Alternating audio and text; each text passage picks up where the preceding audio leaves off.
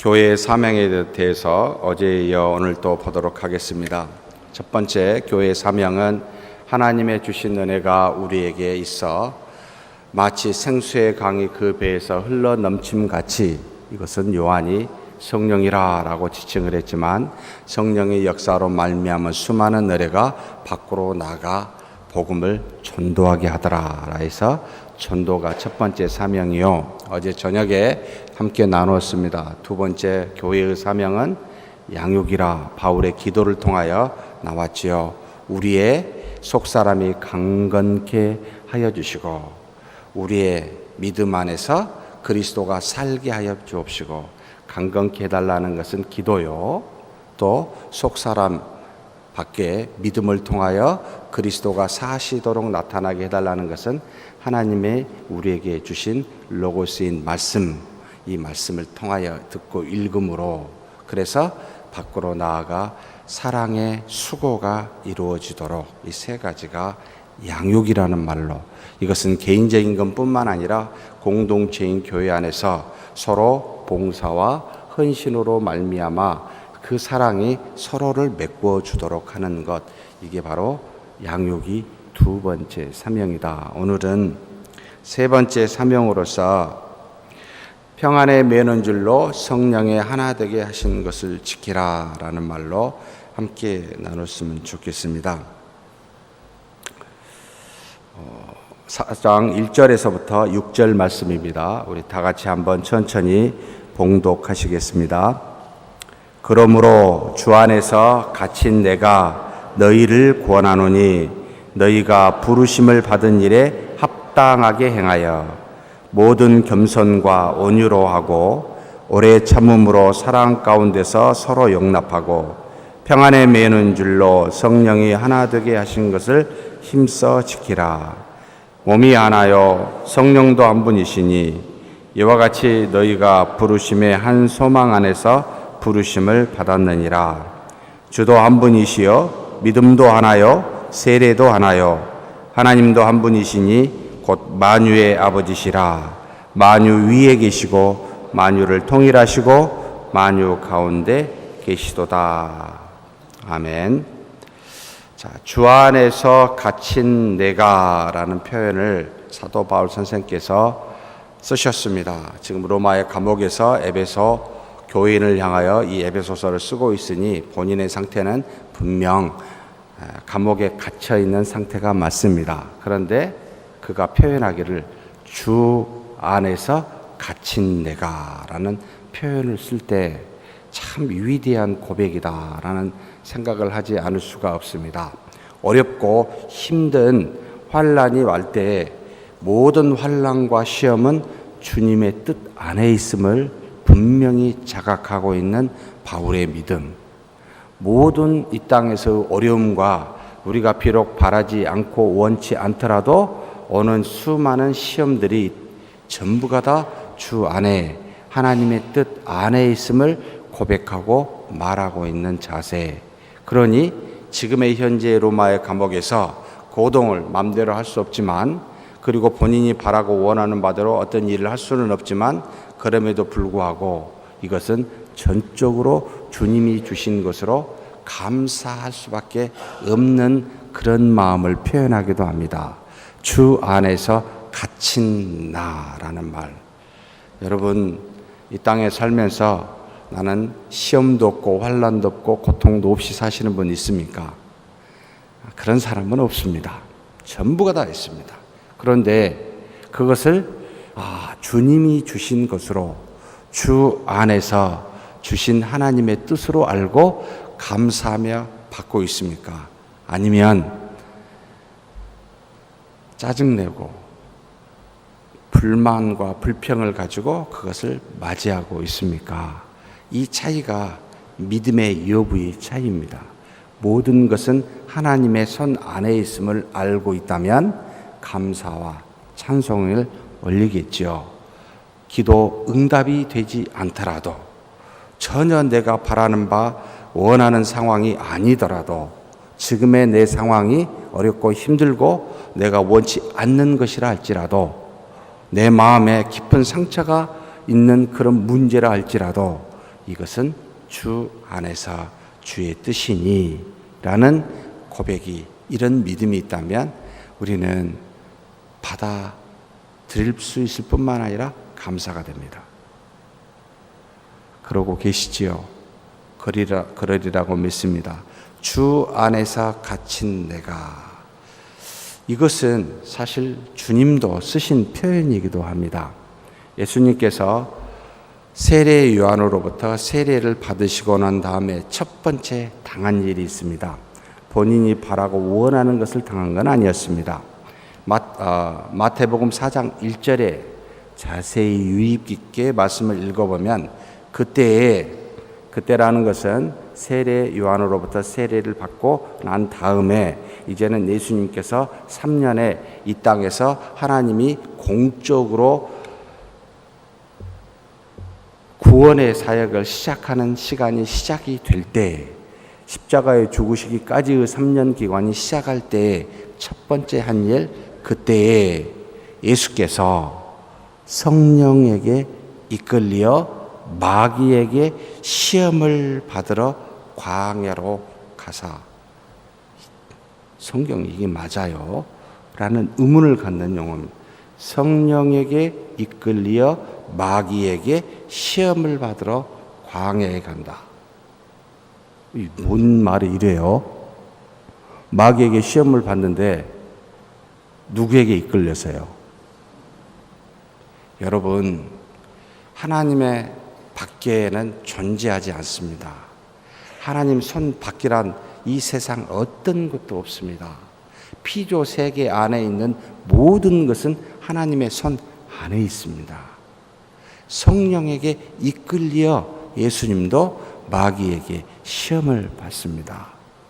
그러니 바라고 원치 않는 우리 서문의 과거의 모든 것도 악한 영의 시험일 수도 있지만 누구에게 이끌려? 성령에게 이끌려 하나님의 손 안에서 이루어진 것이라고 믿으십시오. 하나님이 우리에게 뭔가 바라시는 게 있어서 그 뜻 안에서 이루어지는 것들입니다. 지금은 잘 몰라요. 어떤 분은 아실 수도 있어요. 그런데 한참 뒤에 알 가능성이 높습니다. 우리의 지혜가 짧아 하나님의 시종을 알 수 없는 그분의 역사를 알 만한 사람은 세상에 없습니다. 한참 뒤에 이거였구나. 이것 때문에 이렇게 하셨구나 라는 것을 우리는 알게 됩니다. 그때까지 우리는 잠잠해야 됩니다. 하나님의 뜻을 모르기 때문에. 어찌됐든 그렇게 갇힌 바울이 지금 너희를 권하노니 라는 말을 썼습니다. 에베소 교인들이죠. 권면합니다. 무슨 말로 무엇을 권면합니까? 부르시는 부름에 합당하게 행하여 라고, 합당하게 행하라 라고, 행하도록 하기 위하여 내가 지금 권면합니다 라고 하는 이 내용이 주된 내용이고, 그 뒤에는 이것을 설명하는 겁니다. 합당하게 행하도록 내가 너를 권면하는데 합당하게 뭘 행하라는 것이지요? 라고 의문이 들지요. 그 뒤에가 바로 이 표현을 하고 있습니다. 우리 모두는 전부가 다 부르시는 이유가 있습니다. 하나님이 그냥 이 땅에서 심심하니까 창세전에 선택해서 구원하신 게 아니라 반드시 그 부르시는 부름이 있는데 그 부름에 합당하게 행해야 되는데, 도대체 합당하다라는 표현을 어떻게 받아들여야 될까? 합당은 우리의 합리적인 생각과 세상 사람이 인정하는 그런 합당함을 말하는 것이 아니고 전적으로 하나님의 뜻에 부합한 것을, 로기토스라는 표현을 썼는데요, 부합하는 것을 바로 합당하다라고 이야기합니다. 리즈너블하다, 합리적이다라는 건 하나님의 뜻에 일치되다. 그런 일치된 그 부름에 일치되도록 우리를 행하도록 부르셨습니다. 그러면 무엇입니까? 라고 볼 때는 그 다음에 쭉 나와 있습니다. 모든 겸손과 온유로 하고, 먼저 이 두 단어를 생각해야 됩니다. 겸손과 온유. 그런데 그 앞에 파산이라는 모든이라는 말을 썼어요. 이 말은 제발 적당히, 예? 겸손하고 적당히 온유하지 마시고 가지고 있는 모든 겸손과 모든 온유로 하라라고 말합니다. 이 말은 전심을 다하라는 의미도 포함되어 있습니다. 그렇다면 겸손은 무슨 의미를 말할까요? 낮아 있는 마음의 상태를 말하는데, 낮아 있는 마음의 상태가 뭡니까? 우리는 죄악된 본성과 연약한 존재임을 알고 있는 마음의 상태, 이것을 겸손이라고 부르고요. 그 다음에 온유라라고 하는 것은 친절과 동정하는 마음인데 일반적으로 부드러운 마음을 말합니다. 이 반대되는 게 하나님께서 바로의 마음을 어떻게 하셨다겠죠? 강팍해 하사, 그 뜻을, 하나님의 뜻을 거역하도록 하셨죠. 그 마음을 강팍해 하사, 이거 조금 조심스러운 표현입니다만 바로가 마음이 부드러운데 하나님께서 이 바로를 쳐서 모세와 이스라엘 백성을 구하려고 의도적으로 일부러 그 마음을 온유한데 강팍하게 만드시는 못된 하나님이 아닙니다. 조금 조심스러운데 우리 사람의 눈높이에 맞춰서 표현하는 것인데요. 원래부터 딱딱하고 강팍했던 마음을 그대로 내버려 둔다는 뜻입니다. 그런데 온유한 마음은 우리가 스스로 가질 수가 없습니다. 성경에 보면 마음을 부드럽게 하사라고 해서 그 뜻을 이루어지게 한다라는 표현들이 많은데요. 하나님이 강팍했던 우리의 역사하사 우리의 마음을 부드러운 마음으로 만들어 주십니다. 우리 힘으로 되지 않습니다. 그래서 겸손과 온유라는 말은 사실 그 전제된 게 하나님이 그 안에서 역사하신다라는 말이 전제되어 있습니다. 그래서 이 온유라고 할 때는 마음이 부드러워요. 누군가가 딱딱한 말을 하더라도 그걸 받아줄 수 있는 마음입니다. 그래서 친절합니다. 왜요? 아무리 밖에서 누가 나에게 욕을 하더라도 그 친절을 유지할 수 있는 것은 마음이 부드럽기 때문에 이것을 하나님이 우리에게 역사하사 부드럽게 하십니다. 그래서 모든 겸손과 온유와 함께 합당하게 행하십시오라고 하나님이 주신 뜻을 행하는 마음의 자세를 이렇게 지금 표현하고 있습니다. 겸손과 온유로. 그래서 그것으로 하십시오라고 했는데 단어를 하나를 딱 끊어가지고요. 따로 떼어놨어요. 바로 오래 참음입니다.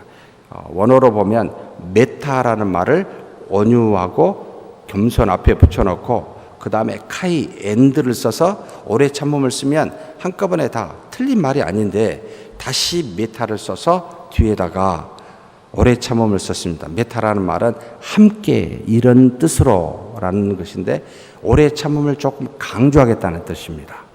자, 겸손과 온유로 합당하게 행할 뿐만 아니라 또한 오래 참음으로 합당하게 행하십시오라는 겁니다. 오래 참음이란 무슨 뜻입니까? 안고 길게 간다는 겁니다.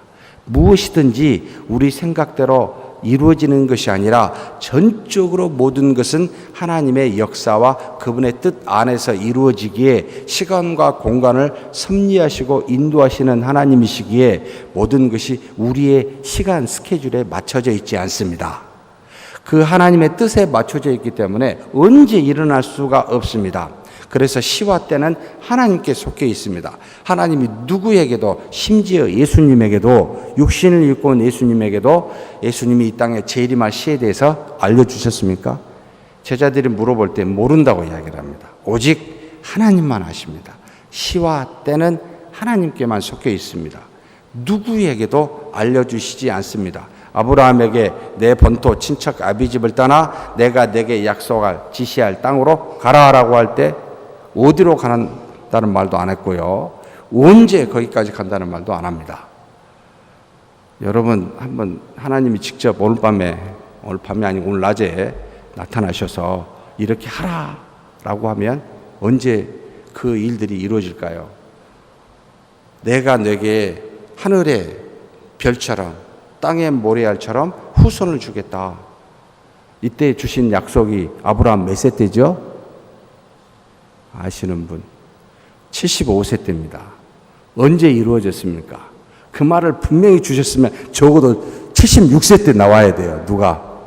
이삭이요. 몇 세에 나왔습니까? 100세. 하나님이 약속을 75세 때 하고 100세. 25년 걸렸습니다. 이게 응답 맞아요? 잊어버리고 있다가 갑자기 생각나가지고 이제 하나님이 주신 것처럼 저는 분명히 그리 생각할 것 같아요. 정말로 시와 때는 하나님 안에 속해 있습니다. 왜 그렇게 하셨을까? 시와 때를 알려주면 무슨 현상이 일어날까요? 내가 내년에 이삭을 줄 거다라고 하면 아브라함에게 무슨 현상이 일어날까요? 이삭이 나올 때까지 하나님께 나갈까요? 안 나갈까요? 나갈 이유가 없습니다. 분명히 저는 기도 안 합니다. 그래, 그때 이루어지는데 하나님은 전지전능하신데 내가 뭐 때문에 기도하겠습니까? 내가 내게 지시할 땅으로 가라. 이게 어디로 가란 말이지? 그냥 무조건 떠났어요. 왜 그렇게 하실까요? 계속 물어보라는 뜻입니다. 계속 하나님을 향하라는 뜻입니다. 시와 때를 알려주지 아니하므로 계속 우리로 하여금 시종을 알지 않게 함으로 전능하신 하나님만을 바라보게 하는 하나님의 속뜻이 있었습니다. 왜냐하면 아들을 주는 것이 중요한 게 아니라 가나안 땅을 가는 것이 중요한 것이 아니라 그 준다고 약속한 하나님을 바라보라라고 하는 것이 중요했기 때문에 이걸 믿음이라고 이야기합니다. 그래서 안 알려주세요. 그래서 우리가 필요한 게 오래 참음이에요. 오래 참는 동안은 계속 바라봐야 되니까 여러분 오래 참으십시다. 우리 친구여야 됩니다. 우리 사람이 누군가 뭐 말하면 금방 될 거라고 여러분 우리 교회가 하나님의 말씀이 충만하여 사람이 금방 채워질 거라고 절대 기대하지 마십시오. 하루아침에 교회가 부흥하면 분명히 문제가 있습니다. 별로 안 좋습니다. 이건 어떤 인정이 게 들어가 있습니다. 하나님 그렇게 역사 안 하십니다. 제가 아는 하나님은 한 주일에 한 명씩 하나님의 말씀을 받는 것은 주의 길을 따르는 것은 쉬운 일이 아니기 때문입니다. 우리는 대로로 가지 않고 좁은 길로 갑니다. 되게 어렵습니다. 그래서 아침에 나와 이처럼 기도하는 것 참 쉽지 않습니다. 새벽기도 좁아요. 많지가 않아요. 그래서 조금씩 옵니다. 굉장히 귀합니다. 오래 참으십시다. 그분이 이루실 때까지. 그러면서 다시 표현합니다. 사랑 안에서 서로 용서하고, 이것을 한국말로 보니까 잘 감이 안 오는데, 자, 서로 용서하는 상태에서 겸손과 온유와 오래 참음으로 서로 합당하게, 하나님께 합당하게 명하신 대로 행하라라는 겁니다. 무엇하면서요? 서로 용서하면서. 그러니까 이것은 분사 형태로 나와요. 지금 현재 겸손과 그리고 온유와 오래 참음을 하는데 어떤 상태에서요? 서로 용서하고 용납한 상태에서 그렇게 하고 있으라는 겁니다. 용서하다 용납하다가 여러분 어떤 뜻일까요?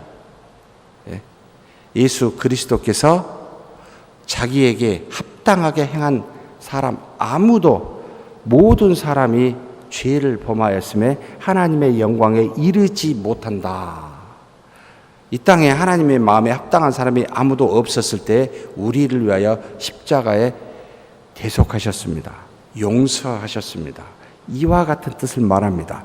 나에게 잘해준 사람을 내가 이해하고 받아들이는 건 이방인들도 할 수 있습니다.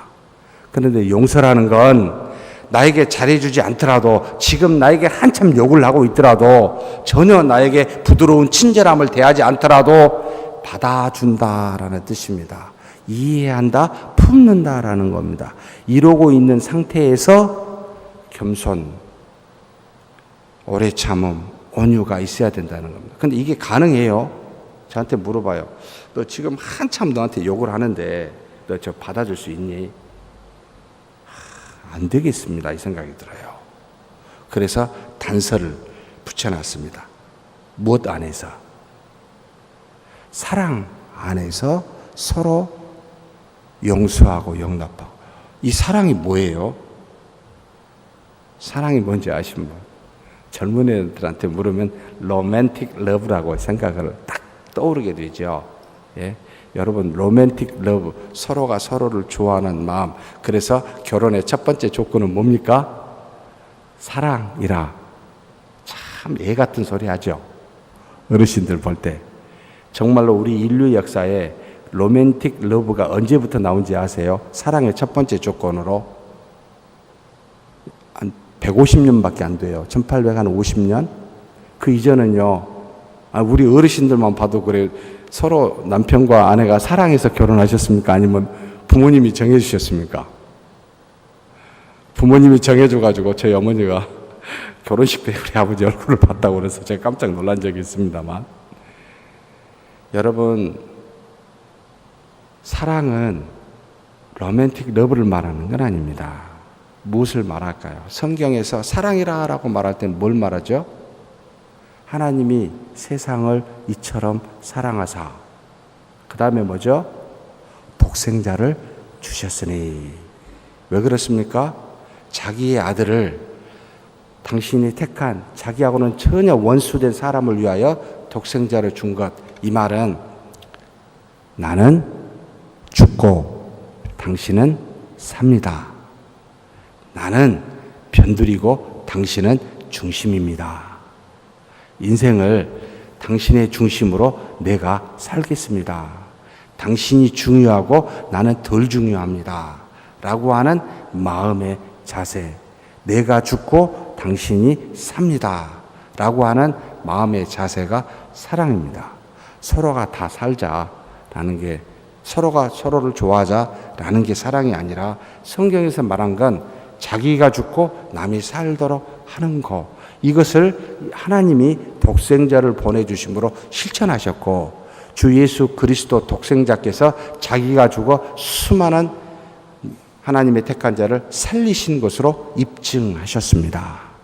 이게 사랑인데, 이렇게 우리가 값없이 하나님으로부터 사랑을 받았으니 그 사랑 안에 거했을 때, 그것을 기억하고 내가 하나님의 사랑을 받는 자로 알았을 때, 우리도 드디어 지금 현재 나한테 욕하는 사람을 사랑으로 용납하게 됩니다.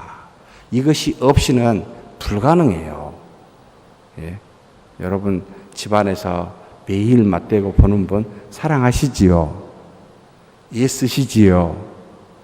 그리스도의 사랑이 아니고서는, 하나님의 참된 사랑을 모르고서는 정말로 지속적 사랑이 어렵습니다. 정말로 지속적으로 사랑하기가 이렇게 어려운 줄은 결혼하기 전에 미처 몰랐습니다. 결혼해보니까 참 사랑은 저절로 되는 것이 아니라 노력이구나라는 것을 알게 합니다. 하나님 안에 있는 사랑은 노력은 아니에요. 그분의 사랑을 기억하고 그걸 받아들이면 우리도 그와 같이 정말로 나는 죄인의 괴수라, 작은 자보다 더 작은 나라라는 사실을, 죄인이라는 사실을 깨닫기 때문에 용납하게 돼요. 용서하게 돼요. 못 묻은 개가 못 묻은 비난할 수 없잖아요. 나를 아니까 사랑하고 용납하게 된다. 그래서 사랑 안에서 서로 용서하고 라고 돼 있고, 그 다음에 평안에 매는 줄로 성령의 하나 되게 하신 것처럼 너희도 이것을 지키도록 애쓰면서라는 표현을 쓰고 있습니다. 여기서도 지키기 위해서 애쓰면서라는 말로 분사로 썼습니다. 그러니까 지금 현재 서로 용납하면서라고 첫 번째 말하고, 조건이 지금 현재 애쓰고 있으면서라는데, 뭘 지키도록 애써야 되는데, 하나님께서 우리에게 주신 평안에 매는 줄로 성령의 하나 되게 하신 것을 지키도록 애쓰면서 지금 뭐래요? 겸손하고 오래 참고 온유하라 라는 말을 하고 있습니다. 자, 무슨 뜻입니까? 평안에 매는 줄이라는 말을 썼습니다. 성령이 우리에게 오셔서 마음속에 맺어지는 성령의 열매, 갈라디아서 몇 장에 있습니까? 5장 22절에 있지요. 9가지 열매 뭡니까? 사랑과 희락과 화평과 오래 참음, 자비, 양성, 충성, 온유, 절제. 이것을 한 단어로 묶으면 무슨 단어로 묶어질까요? 한 단어로 말하면 네, 사랑도 맞습니다. 눈에 보이고 사랑이 눈에 보이지 않게 마음속에 있으면 뭐가 될까요? 우리가 항상 오직 전 세계 이스라엘 백성과 우리나라, 우리 민족만 쓰는 인사말이 있습니다. 안녕하세요 라는 말, 다른 말로 말하면 평안하세요, 샬롬. 헬라어로는 에이레네라는 표현을 쓰는데 평안이라는 말입니다. 마음속에 사랑이 가득한 상태는 평안이요, 밖으로 드러나면 사랑의 행위가 됩니다. 평안하뇨, 평안을 전하십시오라고 할 때는 성령이 안에서 맺혀지는 9가지 열매를 묶어 그 마음속에 가득히 있는 상태. 그러면 성령의 9가지 열매, 이 9가지 열매는 마음 속에 있는 걸까요? 마음 밖에 있는 것일까요? 자세히 읽어보면 하나도 실제적인 게 없습니다. 전부 마음속에 있습니다. 사랑과 희락과 화평과 오래 참음, 자비, 양성, 충성, 온유, 절제, 전부가 다 무언가 알 것도 같고 별 구체적이지 않고 마음속에 있는 개념들이기 때문에 그렇습니다. 우리 마음에 다양한 9가지 형태의 모습이 있는데 하나로 평안인데 이것들이 구체적으로 사랑의 행위로 드러나게 됩니다. 그런데 마음 안에는 이와 같은 열매를 성령이 맺게 하셔 평안을 주는데 모두 성령이 계시는, 성령이 있는 모든 사람에게는 이 평안이라는 게 있습니다. 어떤 것에서도 흔들리지 않는 안정된 상태, 밖이 어떤 상황이어도 별반 잠깐 흔들림을 받을지 모르지만 뿌리채 흔들림을 당하지 않는 마음의 안정된 상태, 이것을 젊은이들은 잘 모릅니다. 어르신들만 압니다.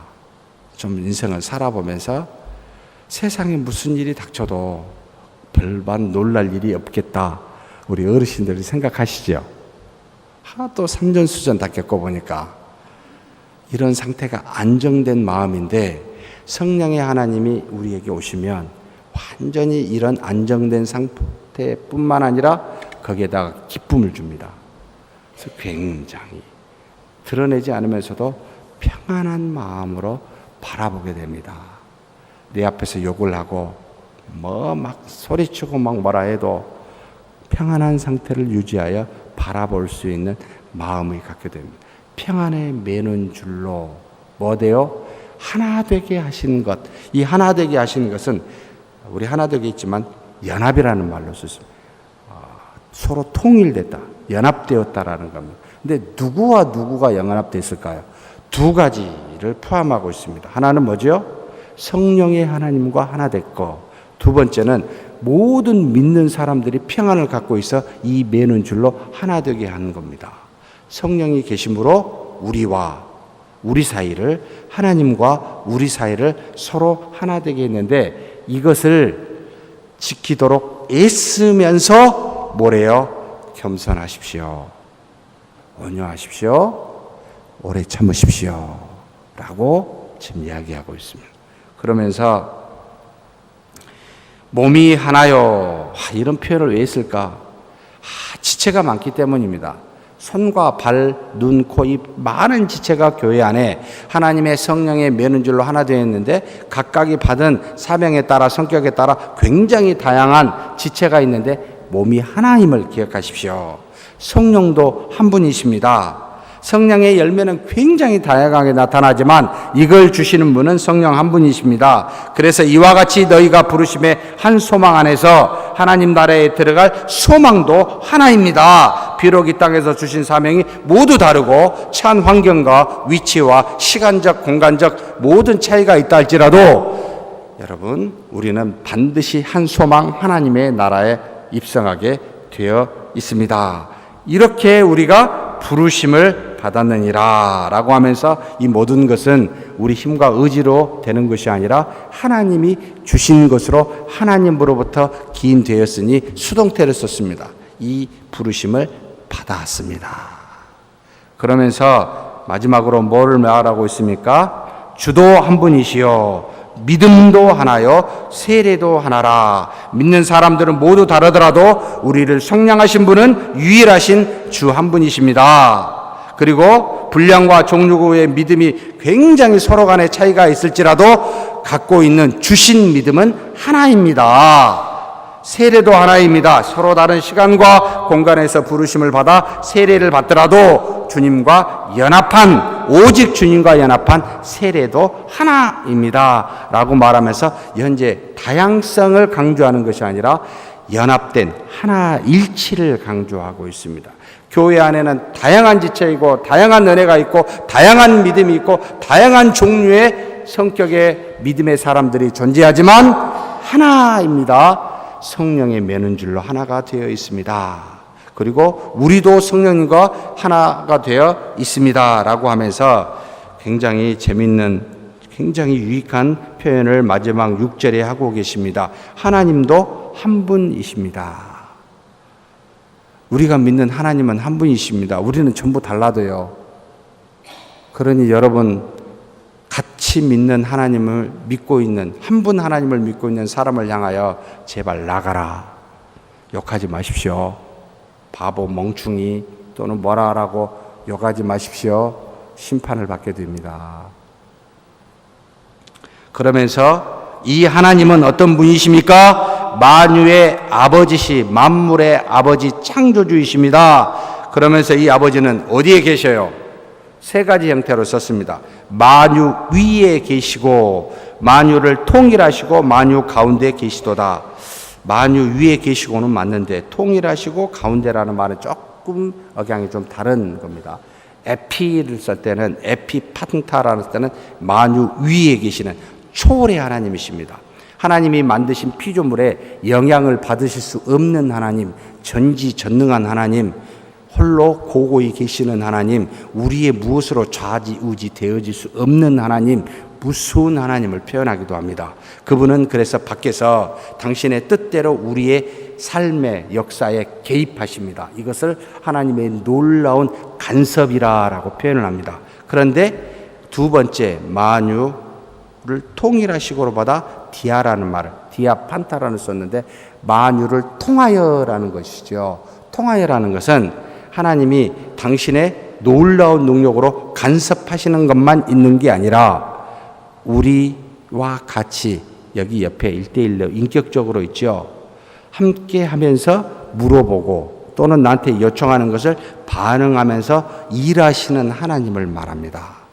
하나님은 당신의 뜻을 우리를 통하여 하시는데 이렇게 커뮤니케이션인 교통을 통하여 이루어 가시는 하나님, 그래서 하나님의 역사의 두 번째 방식입니다. 첫 번째는 밖에서 의지와 우리 의지와 상관없이 갑자기 역사할 때 얘가 불로 뛰어드는데, 차로 뛰어드는데 야 가면 죽어, 그거 멈춰, 이렇게 있을 부모가 없듯이 바로 붙잡잖아요. 하나님이 마치 밖에서 계시면서 우리를 붙잡듯이 만유 밖에 계신 하나님, 그 하나님만 계신 것이 아니라 친구처럼 교통합니다. 물어보고. 그래서 우리를 사용하십니다. 세 번째는 N이라는 말을 써서 만유 가운데 계시는 하나님, 안에 계시는 하나님, 우리 안에 계십니다.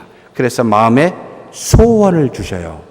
아, 이거 하고 싶다, 저거 하고 싶다라고 우리의 마음속에서 주동하시는 하나님이라. 하나님의 역사의 세 가지 방식을 기억하셔야 됩니다. 우리의 의지와 상관없이 간섭하십니다. 묻고 향하십니다. 안에서 소원을 주고 향하십니다. 그러니 마음에 소원을 주는 것만 하겠다라고 생각하며 꼼짝도 내 마음에 아무 동함이 없으니까 안 해요. 봉사도 안 하겠다. 마음에 뭔가를 줘야 맛 좀 보셔야 됩니다, 여러분들. 밖에서 뭔가.